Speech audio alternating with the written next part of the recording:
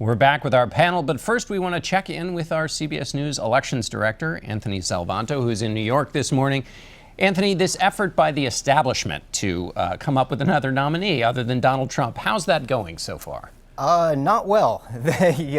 In Michigan, you still see Donald Trump in the lead, but very specifically, it looks like the party is just not in line with its voters on this, whether or not they're for Donald Trump. We asked voters who were not supporting Trump right now, what should the Republican Party be doing at this point? And you might have expected to see a big Stop Trump number.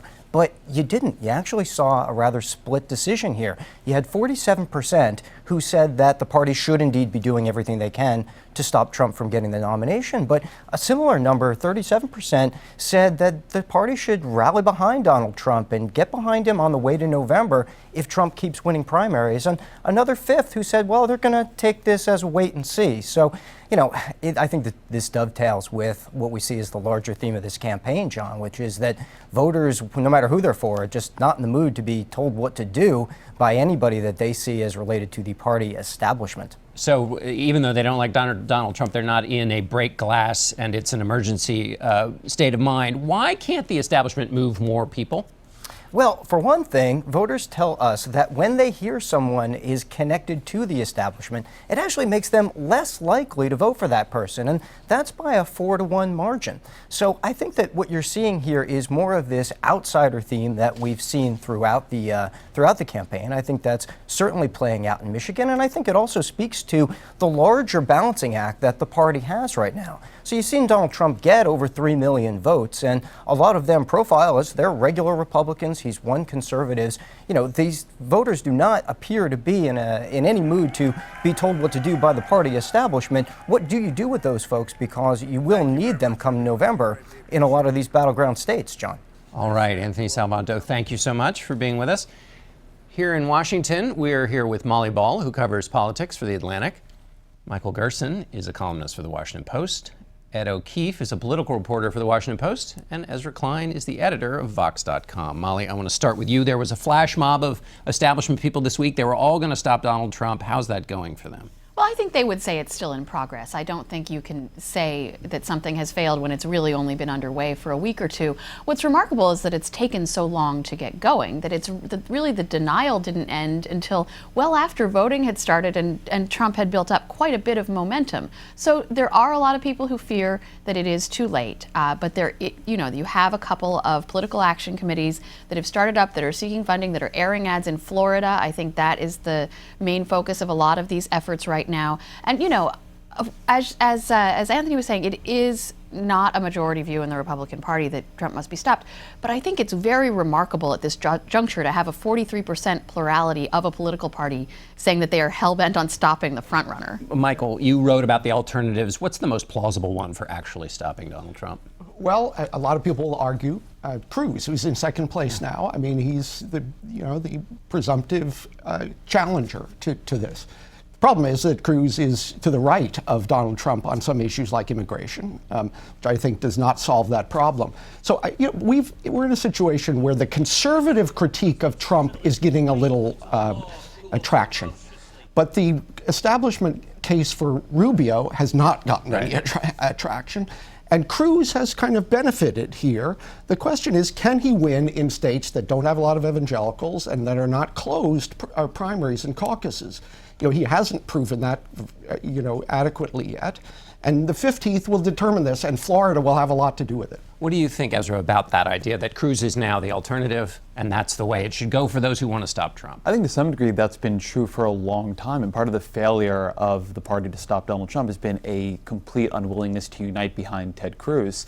I remember a couple months ago, or maybe not a couple, there's a sort of time displacement effect of an election. But not long ago, when Cruz beat Trump in Iowa, there was an obvious reason at that moment for the Republican Party to unite behind him. Unlike Donald Trump, Ted Cruz is actually a conservative. He actually believes, even if he goes much further than many in the party on it, he is fairly orthodox. He is very much connected to the core institutions of the Republican Party, the core thinkers of the Republican Party. They, and I and many other folks at that moment, expected to see some uniting behind Ted Cruz, and it didn't happen because they really, really, really hate Ted Cruz. Lindsey Graham came out at a dinner recently and said, if you killed Ted Cruz Cruz on the Senate floor, the Senate wouldn't vote to convict. But that's been a problem for But them. a sign of warming, Lindsey Graham said he would support Cruz now, and they even talked on the phone. Desperate times. My gosh, they may be picnicking soon. Ed, let me ask you about Marco Rubio. Last night, he got 17% in Kansas, despite the endorsement from the governor, and a senator and a former senator from the state, 16% in Kentucky, 11% in Louisiana. What's happening to Marco Rubio? It's fallen apart. I think it's evident now that that's happening. And I thought it was striking that in Michigan, you're hearing voters say, anytime the establishment tells them who to vote for, they're running away from that. Well, look at what happened to Rubio. He runs to Tennessee this past week, has some last-minute endorsements from Senator Lamar Alexander, from the governor, holds a rally there, loses miserably. Goes to Kansas, holds 2 events, really 3 events in the state yesterday after canceling appearances in Kentucky and Louisiana, does miserably there as well after getting endorsements from Governor Brownback and Senator Roberts. So, he goes into Florida now. They're convinced that they can still win. There are some surveys that show that the race is tightened, and it's probably helped by the millions of dollars in attack ads that are now airing against Trump. But if he can't get Florida, he might as well just go home to Miami. As Dan Diamond of Politico pointed out, other than Texas, if you get an endorsement from a governor in a state, it's the kiss of death. You go and lose. Michael Gerson, tell me about what you think the health of the Republican Party is at this moment. We hear a lot of dire, I talked about it with the chairman. What's happening? Where do you think things are? Well, if you look at this from 30,000 feet, Republicans have 2 of the least popular politicians in America at 1 and 2 in their party. They have a deeply divided party. They've been, instead of doing outreach to groups that they needed to after the last election, they've been determining whether they should have an authoritarian as their nominee, someone who's not even really a small d Democrat. And I think it's disastrous for the Republican Party. It's either hurt it badly with Cruz as the nominee, or potentially, split it with Trump as the nominee. This is, a very good outcome for Hillary Clinton. Molly, the establishment push against Donald Trump, isn't that exacerbating the very thing that caused Trump to rise in the first place, which is the sense that the establishment was basically completely out of touch with the people in the party and the conservative movement? Well, and that's why, as Mike said, this party is falling apart, because you did have an establishment that was so profoundly out of touch with a lot of the voters in the base of the party that they completely failed to take seriously the candidacy of Trump and the anger that he was tapping. There was a feeling that this was a joke. There was so much denial that this was a real thing. You now have a frontrunner who's won the majority of states, the majority of delegates. We're pretty far down the calendar, and normally that would lead to a sort of bandwagon effect. Everybody would be getting on board. But other than Chris Christie, most of the sort of Republican office holders and donors and so forth are running screaming in the other direction, talking about a contested convention. So as Mike said, there's no visible outcome right now that doesn't entail sort of a falling apart of the party. I think people have to appreciate what happened this week, that you had both the 2012 and the 2008 Republican nominees come out and say, we need to stop the guy who's on the verge of becoming the 2016 nominee. Mitt Romney and John McCain both saying that he's bad for the party, he's bad for the country, and somebody else needs to step up. The problem is, of course, you ask Romney, well, would you be willing to put in your name? No. Would you endorse somebody? No. I just wanted to sort of say these things because I want to be able to look my grandchildren in the eye. Well, great that he spoke out. Unclear that it's actually going to help things at this point. But still, it shows that there is no solution if you're someone worried about Trump possibly winning the nomination. But that's why the poll result we mentioned a couple minutes ago is so important, that 4-1 Republican voters do not want a candidate who is touched by the establishment. Mm-hmm. At a very core level, the Republican Party is failing in the most basic function of a political party. What a political party does in a very complex world like we have is help voters decide who to trust.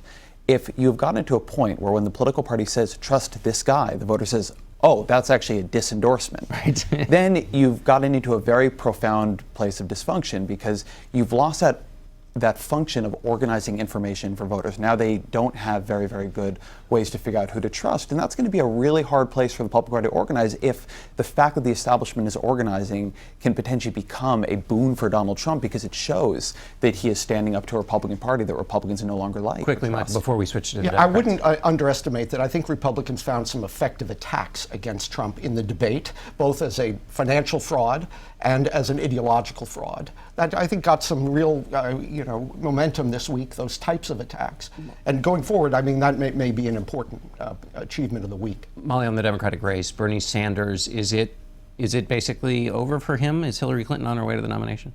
I think she is. It is not over, but it is mostly over. And it is over because of the demographic alignment behind Hillary Clinton. As she told you earlier, she has obviously gotten the vast majority of minority voters. And I think in a Democratic Party that is increasingly fueled by a minority-based national coalition, you can't be a credible nominee of this party if African American voters don't support you. But it is also true that she is winning white voters, winning Latino voters. So she's got a very diverse coalition behind her. Bernie did win 2 of 3 states last night. He does clearly still have a lot of support, and I think the party still has to grapple with what he represents.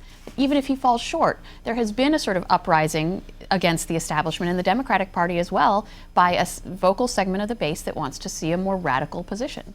How does she fix the enthusiasm problem? Well, I think one of the ways, what's curious is that he continues to raise so much money despite the fact that he's losing. And she's got to find a way to turn grassroots support, not only into votes but into cash. There's something to be learned from what Sanders is doing. And, I think it's also a lesson to everyone that you think super PACs have an outsized influence. Well, a lot of these guys have run out of money donated to their campaign. The reason Sanders is able to continue on is he's got all these people donating $20, $30, and that's what's keeping him in the race. And I think if she can find a way to convince those people eventually, she'll be fine.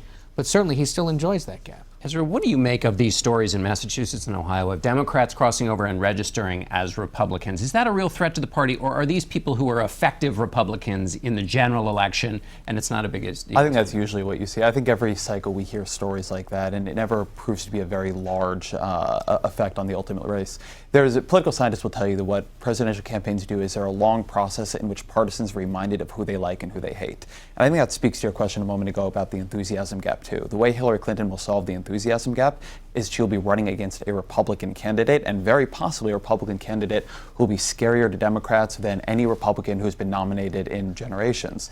And so that is going to, I think, reshape whether Democrats turn out in the way the primaries don't. Going to have to stop you there. Thanks to all of you, and we'll be back in a moment.